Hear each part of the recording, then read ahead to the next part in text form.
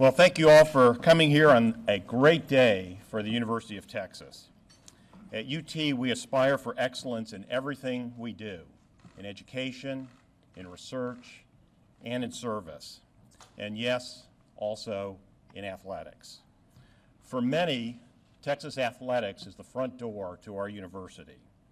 The Longhorn family expects championships, and we demand that we compete with integrity as we develop the student athletes who wear our jerseys. Over the past 3 years, Coach Charlie Strong has led our football program with class and with deep core values, and with a passion for the young men on his team. His commitment to academics, to the campus, and to the Austin community was evident in everything that he did. While the results were not as we or he expected or desired, Coach Strong never wavered from being a consummate role model. I spoke with Coach Strong this morning, and I wished him well and his family the best. And today we begin a new chapter in the storied history of our great university as we welcome Tom Herman and his family back to Austin as the head coach for Longhorn football. Before Mike introduces Tom, I want to briefly outline how the process unfolded. I admire and respect Coach Strong and was hoping for a bright future for Longhorn football. At the same time, I had an obligation to the university and to our fans to do due diligence in case a change had to be made, which included conversations to identify and evaluate potential candidates. Now, coaching changes happen quickly, and we knew we would have to be ready to act if needed. Based on my assessment, it became clear to me that Tom Herman would be our target. Mike Pare and I made the decision about Coach Strong this past Friday evening, and I decided not to inform the coach that night after an emotional game for him and the members of his team. I did make the decision to move forward with a change regardless of where the coaching search would take us. Late Friday night, Mike and I met with Coach Herman for the first time. We talked for several hours to determine if he was the right coach for the university and if we were the right university for him. The answer was yes to both questions. The terms of the contract were negotiated and finalized on Saturday. Later, Saturday morning, Mike informed Coach Strong of our decision, and as he expected, he handled the decision with class and with professionalism. Beyond that brief overview, and out of respect for those involved, we will not share further details about the search. But what is important is, in the end, we got our man. And that man is the hottest coach in college football today. And he is here to lead the Longhorns. Tom is a Texas ex who coached under Mack Brown, and his success at all steps of his career are indicative of the success we expect for our Longhorns. I want to thank Mike for his leadership and vital role in this process, and it is an honor to introduce the men's athletic director for Texas Athletics, Mike Pare.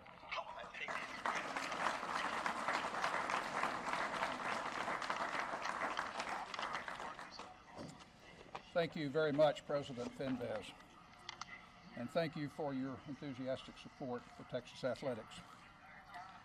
I'm honored to stand before proud Longhorns, staff members, family and friends, student athletes, and members of the media to introduce the 30th football coach to serve as head football coach, the 30th head football coach, Tom Herman, in just a few moments.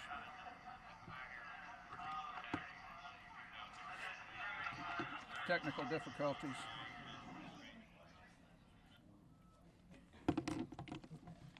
Thank you, Thomas. We not only welcome Coach Herman back to Austin, but we welcome to the Longhorn family his wife Michelle, his daughter Priya, and 2 sons aptly named TD and Maverick. We know that you're a big part of the coach's success, and I can't wait to see all of y'all in burnt orange. That's going to be great. Also with us today are a couple of special guests. My beloved friend Edith Royal, thank you for being here. Coach Mack Brown.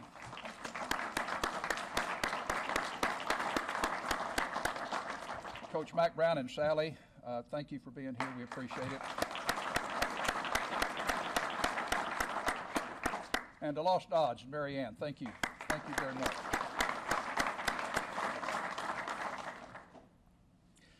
Coach Herman is a proud Longhorn. He earned his master's degree in education here, and he served as a graduate assistant under Coach Mack Brown. That was just the start of an incredible coaching career, which took him to Sam Houston State, Texas State, Rice, Iowa State, Ohio State, and then the University of Houston, where he has led the Cougars to a 22-4 record over the last 2 seasons, including a 6-0 record against top 25 teams. Among his highlight victories during that time are victories over 9th-ranked Florida State in the 2016 Chick-fil-A Peach Bowl, a season-opening win this year against then-ranked number 3 Oklahoma, and a victory over Louisville a few weeks ago when they were ranked 3rd in the college football playoff rankings. After the 2015 season, Coach Herman was named a finalist for the Eddie Robinson and Bear Bryant Coach of the Year awards. He was also chosen as the Football Writers Association of America's first-year Coach of the Year and the American Athletic Conference's Co-Coach of the Year. Before taking over at Houston, Coach was the offensive coordinator for Ohio State the year they won the national championship with their 3rd-string quarterback. It is clear after spending time with Coach Herman that he is the real deal, the right choice, and a great choice for Texas. He has a track record of success and a respected investment approach in the development of student athletes. Most importantly, his values in preparing student athletes to win in life, in athletics, and in academics are totally aligned with those of the University of Texas. I have no doubt that Coach will bring championships to Austin and graduate young men of substance.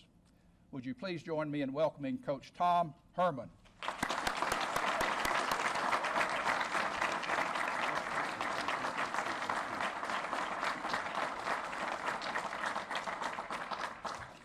Thank you very much. Thank you, Mike, for the kind words, and President Fenves for the unbelievable opportunity to be here and to be a part of the Longhorn football family. Before I begin, I would be remiss if I didn't thank and express my truly heartfelt affection for the University of Houston and the people that make it great. My sincere gratitude to President Couture and Hunter Yurachek, the Houston campus and the greater community, but most of all, the exceptional young men in the football program who I know will go on to do great things on the football field and in their lives. Houston will always have a special place for me and my family. But now we are home, and I can't wait to get started. The University of Texas is a place, a special place, and deservedly holds a seat among college football elite. We will win championships. We will build men of character. We will graduate our players, and we will do it all with integrity and with class. As we do it all together, this is not about one coach, okay? This is not about one season or one team. This is about honoring all of those who have worn the burnt orange and white and who support this great university. For me, it all starts with my family. My wife, Michelle, has been my rock for over 20 years and doesn't mind that I have become known for kissing other people. Our children, Pare, TD, and Maverick, have heard stories about my time in Austin and now get to see what I've been raving about. I also want to take this time to let all of the former players and members of the T Association to know that the door is always open. And they have built Texas football into what it is today, and I want them to know that you are always welcome. I also want the high school coaches of the great state of Texas to know that this is their football program. We're the flagship university of the best high school football playing state in America. And I want to continue to do a great job in recruiting the fine student athletes that are produced by our Texas high school football coaches.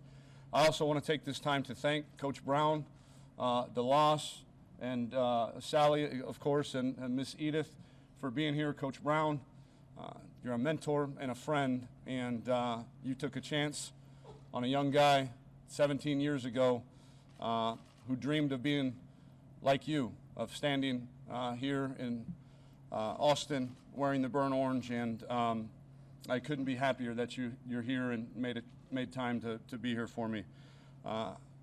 So family is obviously very important to me and our program, but now our family includes more than 100 young men who have decided to represent this university and who have sacrificed and faced adversity with character and resolve.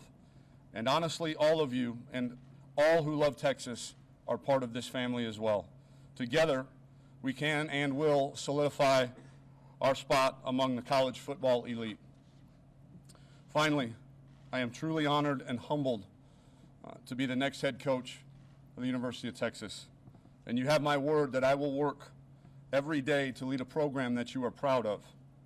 Thank you again, President Fenves and Mike, for the opportunity of a lifetime. Thank you for coming out today to support me and this program, and hook 'em horns.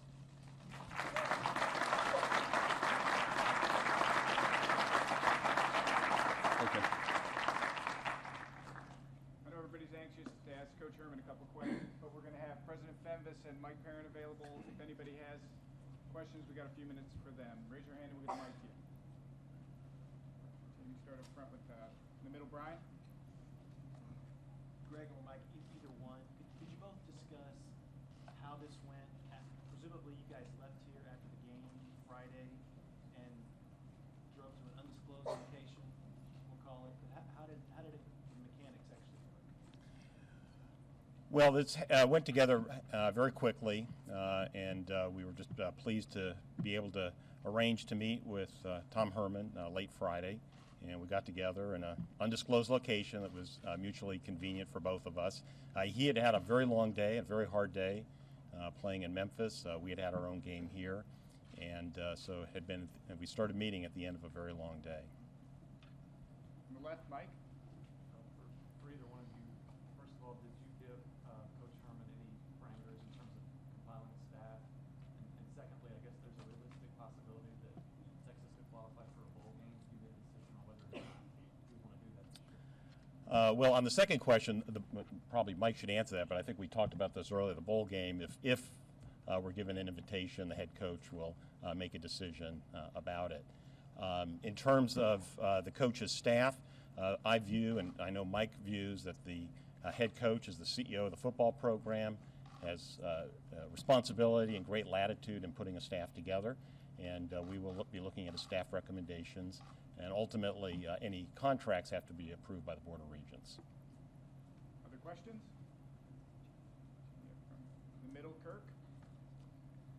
Yeah, to both of you men, was there a plan B, and did you interview any other candidates, or did you put all your eggs in Tom Herman?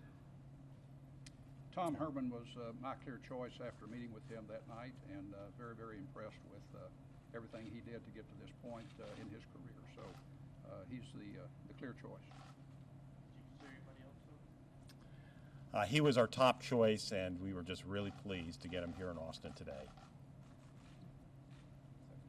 Stay in the middle, Cedric.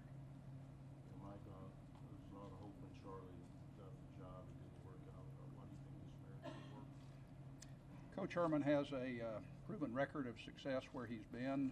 We talked about philosophies of offense, defense, kicking, training, all of that sort of thing. And I believe he's got the background, the experience to take this team to places where I would like for it to be. On your left, Sean. Over here. Obviously, every coach has their own philosophy on how they want to run nutrition to strengthen. Have you guys kind of pledged full support to make sure he has what he needs to make sure he can run the program as he sees fit? You've touched on several of the important parts of support for our students, and yes, we will have continued full support there with nutrition and all of that, sports science, academics, absolutely. Anything else? Greg, what did Thanksgiving night when the whole internet blows up, when, Tom is allegedly going to LSU, what are you thinking at that point? Are you thinking that your guy's going to get away? Brian, I turned off my Twitter account a week ago. So you thought nothing? We were waiting for Friday, the end of the season. Had my plan. I don't let the distractions of media or social media affect my planning. On your far left, Chuck? For both President Fenves and Mike Pare. Just curious, when you look at the resumes of Tom coming here, very similar to what Charlie Stroughton coming here, right down to the Urban Meyer connection, some big wins, turning around the program. What is it though about Tom that struck you? And obviously you haven't had that much interaction, but what is it that makes you think he is the right guy at the right time for Texas? When you look at the pedigree of someone's training, the discipline they bring to the practice of their craft, and the discussions I had with Tom about all of that, I was convinced that he could do the job, and I remain so convinced. He's an exceptional talent. I'm delighted to have him here. Thank you, President Fenves, and thank you, Mike Pare. We're going to let Tom return. Return to Mike.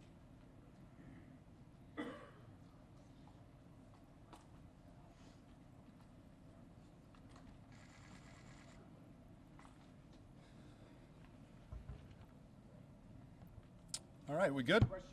Let's start up front with Brian since he started the last one. Front middle, Brian. Tom, why are you the right guy? Well, I think I'm the right guy because I surround myself with great people. We wouldn't be able to do the things that we've done at the University of Houston without a great staff. And by that I mean the 9 assistants, the strength staff, the support staff, and everybody around our program builds us up. And I think you win with people. Like, to steal a line from Woody Hayes, you win with people. And I think people are extremely important in what we do in terms of our family. And then I think that goes a little bit further too into recruiting. I think I've recruited this state for 20 some odd years. I've grown up with the high school football coaches in this great state. I remember when I was at Sam Houston State as a wide receivers coach, calling on Cy Falls High School, for instance, and Wayne Hooks was the head coach, and a guy by the name of David Raffield was the offensive coordinator, and a guy by the name of Kirk Eaton was the defensive line coach and JV coach. And as you grow up, then Coach Hooks retired and Coach Raffield gets the head job, and then I move on to Rice, and so on and so forth. And now Kirk Eaton's the head coach, and David Raffield's over at A&M Consolidated. So I think it's important to me that the great players in this great state of Texas understand that we're going to do everything we can to keep them home too. So I think that's really important. Your right, Coach Alex. Coach, welcome back to Austin. My name's Thank Alex you. Dunlap from Woodswood. Have you had a chance to talk to the players on the team yet? And have you had a chance to just kind of get an idea of the talent that's on the roster, your overall view of the roster, any kind of communication with that? I have talked to the team. We had a team meeting at 4:15 just prior to coming in here, and kind of laid out some expectations, let them know kind of what we stood for and what they can expect after the Christmas break. But no, I have not studied the roster. I've seen a few of their games on TV and so on, but have not had a chance to study the roster. Front middle, Kirk. Charlie Strong said whoever the next coach is will win at least 10 games next year and national championship very soon. Do you feel like that puts undue pressure on you to meet those expectations? No. There's never going to be any greater expectations from anybody outside of our program. The biggest expectations we'll always have for the University of Texas will be from within. So whether you have expectations, Coach Strong has expectations. Coach Strong is an unbelievable man, and I credit him for a lot of the relationships that he built here. And but at the end of the day, the expectations internally will be much greater than any external expectations can ever be. Stay in the front middle, Bob. Hey, Coach Bob Belusi, CBS Austin. Will the biggest recruiting job that you have to do be trying to get Deontay Foreman to return a la Mac and Ricky in 1998? And second, if you remember, how did you get on that float or on that truck with Ricky in 1998? That is a great story. About Deontay, I have not had a chance to talk to him. Planning on doing so very shortly, and hopefully by tomorrow morning have a chance to speak with him and figure out what his intentions are. The float thing, I remember, obviously it was a big deal. Won the Cotton Bowl. I had just been hired, me and a young coach named Oscar Giles had just been hired as graduate assistants, and they had different floats for they had one float for the offense and one float for the defense, and then all the coaches and support staff, they got on floats. And the last words I remember was Cleve Bryant telling me and Oscar, "Don't you let anybody touch him." And so he said, we sat up there, and Ricky had his own float. He had kids behind him, and I actually credit Ricky for actually teaching me the hook 'em horn sign. So that was an unbelievable moment in my life. I mean, I'd been on the job like 6 days from Texas Lutheran, and now I'm sitting on a float with Ricky Williams learning how to hook 'em running downtown Austin. It was very surreal. Front left. Tom, David Jr., ABC Houston. How would you categorize your time in Houston? How proud are you of that being your first head coaching job and just the job you did there in 2024? Extremely proud of the results, but that's not even close to the thing that we're most proud of. I think along those lines, we changed a culture, not just of a football team, not just of an athletic department, not just of an entire university, but hopefully for eons and eons to come for college football in the great city of Houston. And for that, I'm extremely proud. That was very, very hard work to change that culture.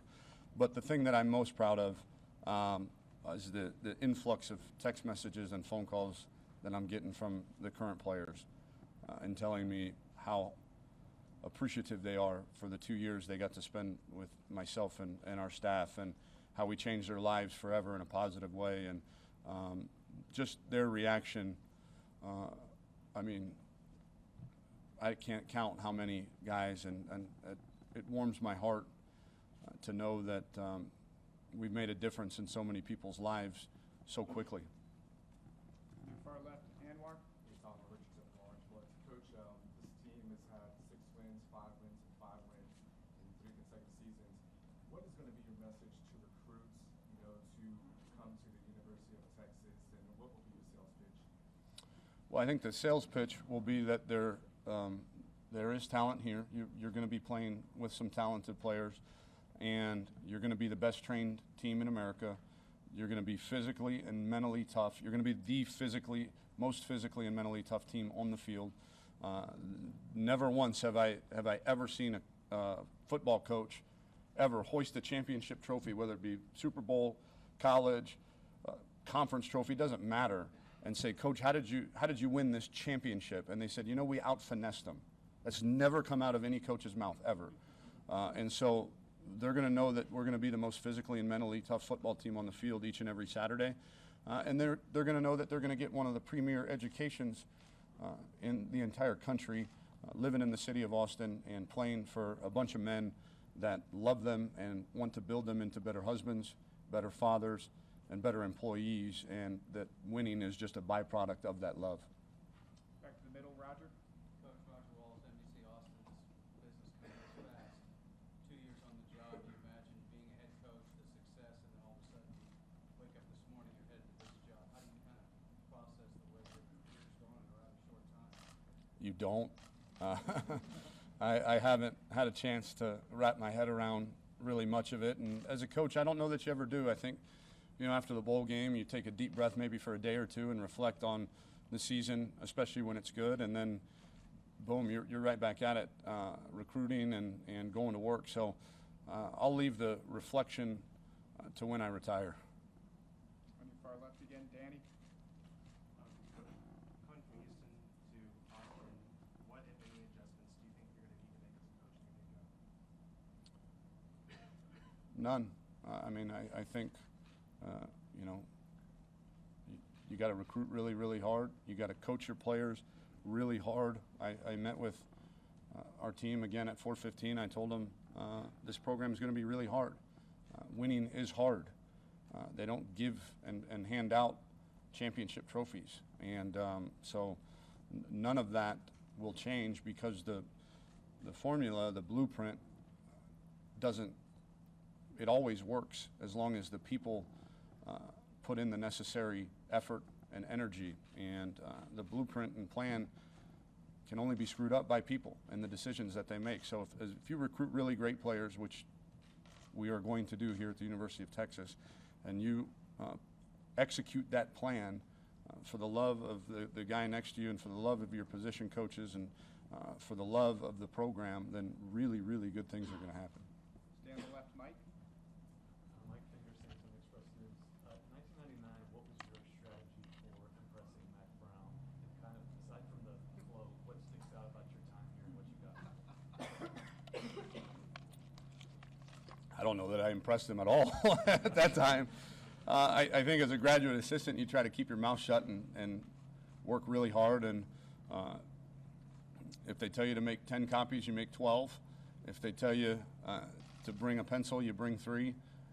And so you try to do the very best that you can while learning and soaking it in. My job was to, again, facilitate and make coaches' jobs easier as a graduate assistant coach, but also I took it upon myself to learn very valuable lessons in how to be a head coach.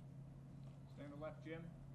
Coach, Jim Bertuno with the Associated Press. This is not your first transition into a new job, but coming into a scenario where you had a lot of players passionately supportive, emotionally supportive of Charlie Strong.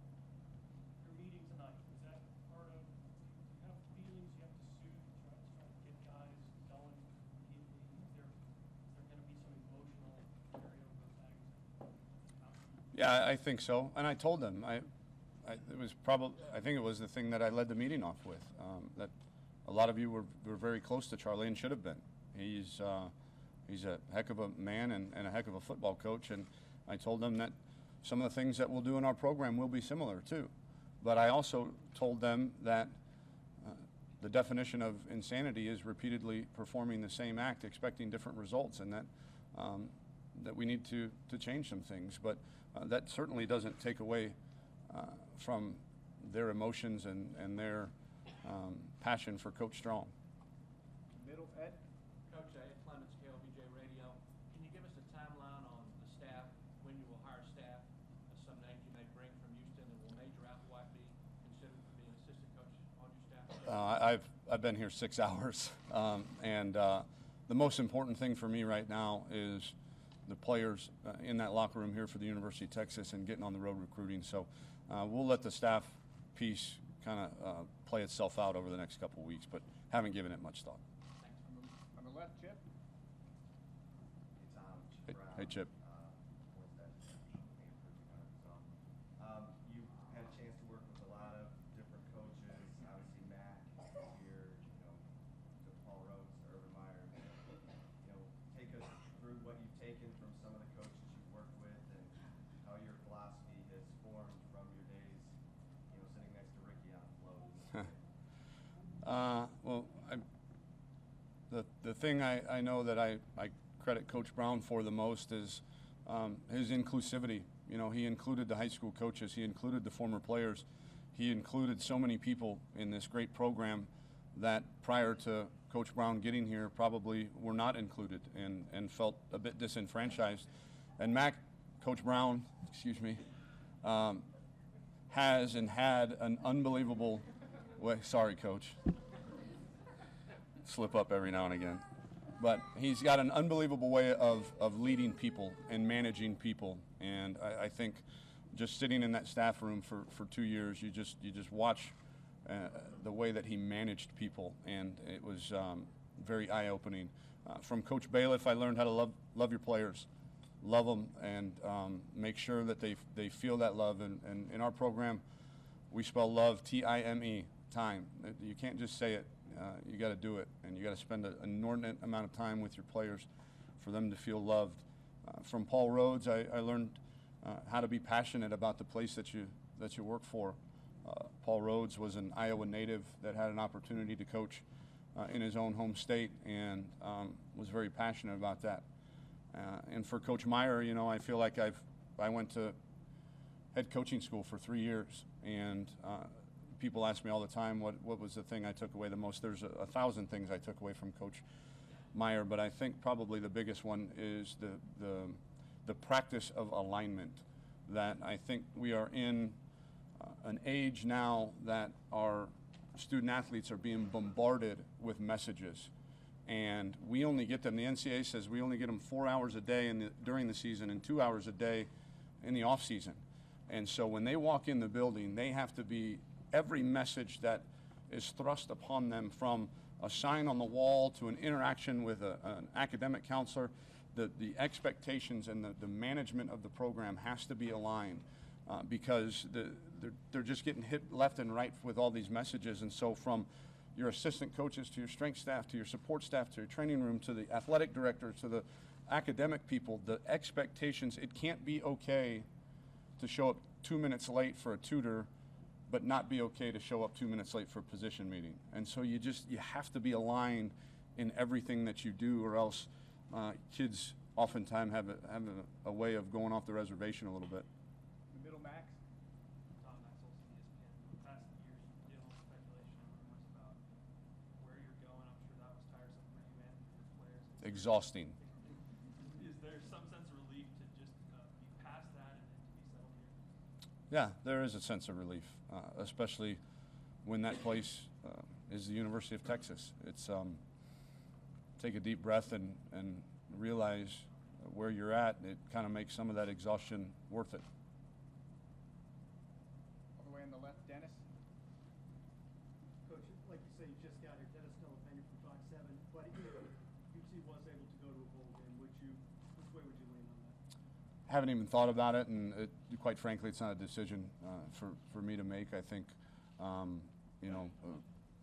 Mike and I, if that decision comes, we'll talk about it, but have not had any discussions about it. In the middle, Steve.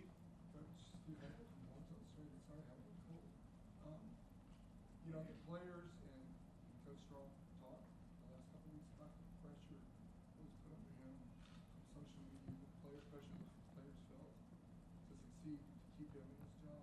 And you see what the pressure is going to be like when you walk in here every day. How do you handle that, Coach? Oh, I think pressure is that uneasy feeling that you feel when you're unprepared. Pressure is self-inflicted. Pressure is, self-doubt when you're unprepared. We're prepared for this job. We're prepared for success at this job. We're prepared for adversity in this job, and so I don't feel any sense of pressure at all. Back on the left, Joe. Coach, in building your staff, will there be any members of the previous staff that you'll interview or want to retain? We will interview every single one of them tomorrow, starting at 8 a.m. I'll interview each guy individually, and I'm already checking on some of their backgrounds, and we'll give them an opportunity to present themselves to me as well. Stay on the left, John. Coach John Howard from Fox 7. Coach Strong never used having a young team as an excuse, even though they were young. Now these guys are older. How much easier is it for you? I don't know if easier is the right word, that you're coming in with an older, more talented team. It can be very difficult. We dealt with it at Ohio State because, again, there's going to be a lot of things that are different in the program, and when you have a bunch of guys that have been doing something for a certain way for that many years, it's very hard to convince them that your way is the right way. And oftentimes the upperclassmen, the underclassmen, They just kind of do what you tell them to do. And but the upperclassmen have been around the block a time or two, and there's some pushback, and I think we've got to attack them first. And by attack, I mean we've got to make sure that we have the upperclassmen believing in our plan and in our way of doing things. But I don't think it's any easier. In fact, I think for a lot of reasons it can be more challenging in a transition such as this. Middle, Ricky. Coach, Ricky Doyle, Spectrum News. When you talk about making copies for Mag and grabbing pencils, was there ever a time when you let yourself dream about possibly one day being in charge of a program like Texas? I don't know that my dreams ever got that big. I knew I wanted to be a head coach. I knew I was going to prepare myself for that opportunity whenever it should arise, and I had a great guy to look to say, hey, this is one way of doing that very successfully. So to say that I ever dreamt about being the head coach of the University of Texas, probably, but I think as a coach you're so singularly focused on the day-to-day task at hand. We don't have time to dream very often. Back on the left, Chip. Tom, you talked about alignment, and can you just say what your conversation was like with Greg and Mike about how much they'll let you have a say in alignment and how far reaching it needs to be for everyone to be on the same page? Yeah, I think I wouldn't be standing here today if President Fenves and Mike weren't committed to aligning every part of our athletic department with what we believe is a championship formula.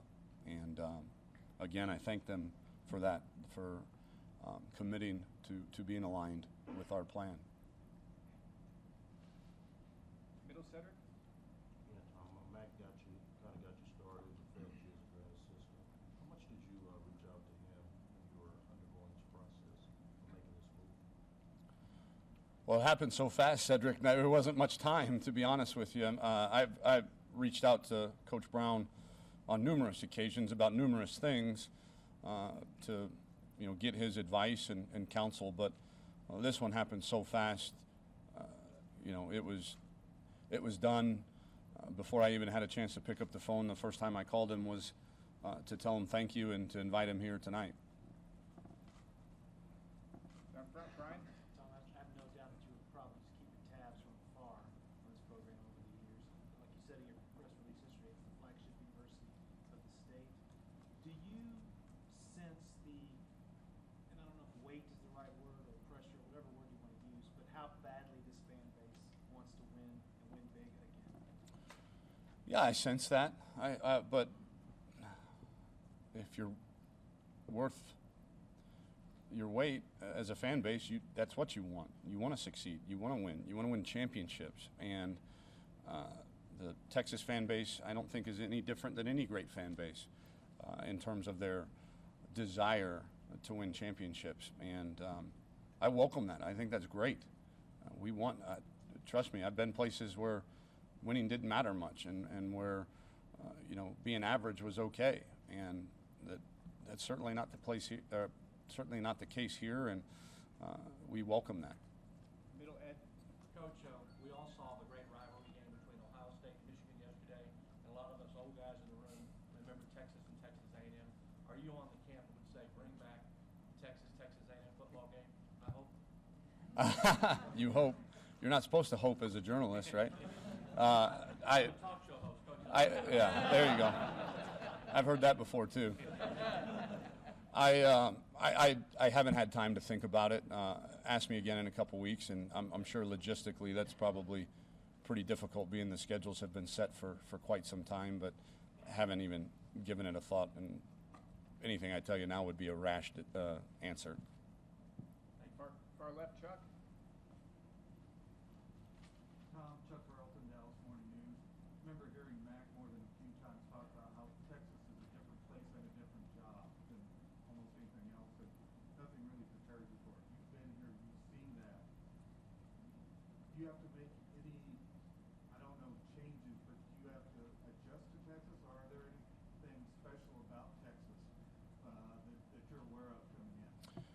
I think the biggest thing is how special, you guys are playing dodgeball over there, huh? Is how special the high school football is.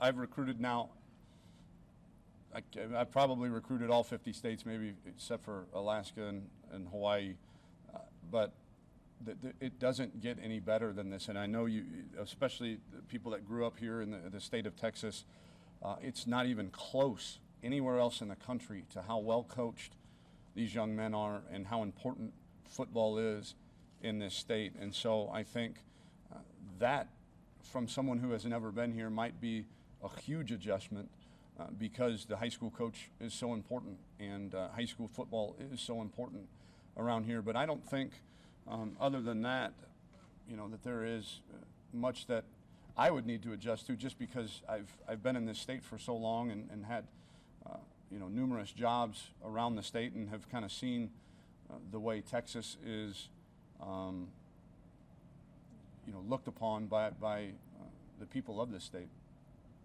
Right middle, Bob. Why do you think David Bailiff gave you that shot at Texas State back in 2005? You were so successful there, and then what has he meant to you, especially being at Houston?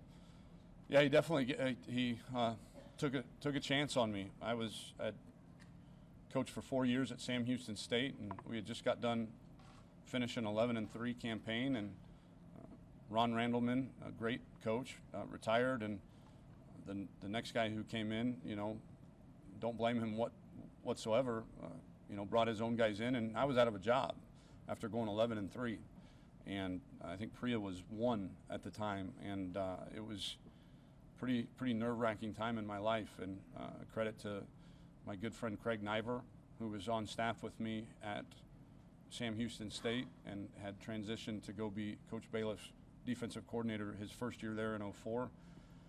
He said they were looking for an offensive coordinator, quarterbacks coach, and he said, this guy can do it. And I had never coached quarterbacks, never called a play a day in my life. And Craig stood on the table for me to at least get me in front of Coach Bailiff, and I think, you know, our vision for what a successful offense and successful offensive coordinator was very aligned. And you know, that 2005 season was magical, you know, with Barrick Neely and going 11-3 and 2 or 3 rounds deep in the 1AA playoffs. And I owe a lot of my career to him and that chance he took on me. On your left, Anwar. Coach, obviously Texas wasn't the only school that was interested in you. You're a pretty hot commodity at the time. When you sat down with Fenves and Pare, can you just give us maybe some idea as to what eventually brought you here, like your thought process, and what eventually kind of swayed you to say you're going to come to this school? Well, I think it goes back to the alignment. I think it goes back to, you know, there were 2 guys in that room that had a vision of what Texas football should be, and so did I. And I think that those visions lined up very perfectly. And also for me personally, just being able to continue to recruit the great state of Texas and build your roster from within our state lines is something that's very important to me, having built so many relationships in this great state. So I think those are probably the two biggest draws, were those 2 men over there and their vision for Texas football and the ability to continue the momentum that we've created in recruiting this great state for many years. Got time for 2 last ones, Roger and then Sarah. Coach, what do you love about coaching, and how do you continue to improve and evolve as a head coach? I love the players. That's what I love about coaching.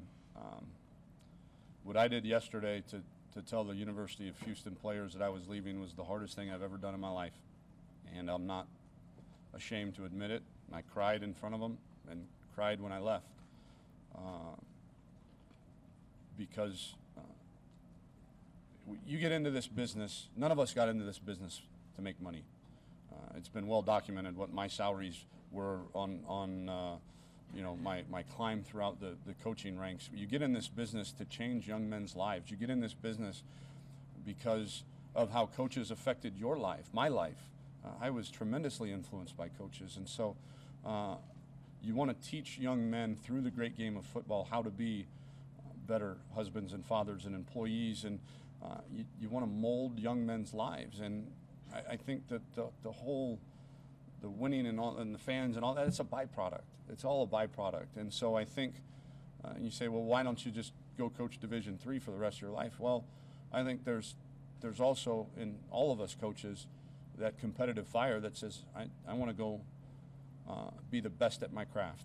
I want to go do it for the best place, in the best way possible, and win a whole bunch of games and win a whole bunch of championships. And so that's why you aspire to be at a place like Texas, is to, now you have the best of both worlds. You have the ability to affect and change young men's lives in a positive manner, all the while competing for championships. Last one in the middle, Sarah.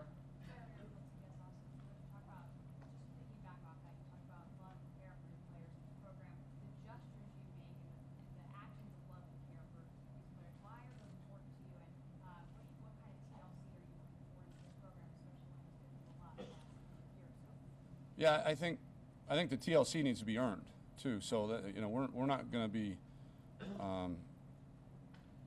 it's not going to be Camp Texas around here. I can tell you that. This is going to be a very difficult program, especially at first, and you're going to have to earn the respect and trust and love of our coaching staff and of myself. But once you have, I mean, it's the sky's the limit. Once you've proven yourself to us as a bona fide dude, a real guy, a guy that we can trust and count on, then the love is limitless. And but I would imagine that the first few weeks, first few months is going to be a lot of proving, a lot of me proving myself to the players and the plan, and a lot of the players proving themselves to not only me and our coaches, but to their teammates as well. Thank you, Coach. All right. Hank,